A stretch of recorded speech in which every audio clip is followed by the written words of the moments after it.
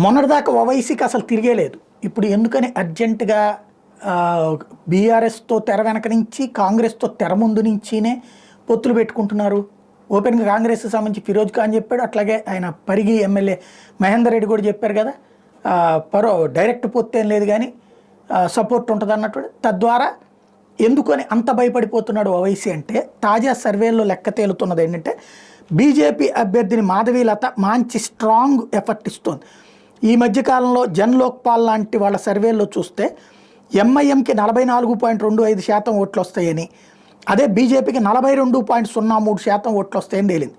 అంటే కేవలం 2%. ఇది ఇంకా ఎలక్షన్ చాలా ఇంకో నెల రోజులు ఉంది కాబట్టి ఈ లోపు అడిదిటి అయిపోయినా ఆశ్చర్యపోనక్కర్లేదు. అందుకే లాస్ట్ ఎలక్షన్స్లో 6.7% ఓట్లు వచ్చిన కాంగ్రెస్ పార్టీ, 4.05% ఓట్లు వచ్చిన బీఆర్ఎస్ ఇద్దరిని కలుపుకుని తీసుకువెళ్ళడానికి ప్రయత్నం చేస్తున్నటువంటి పరిస్థితి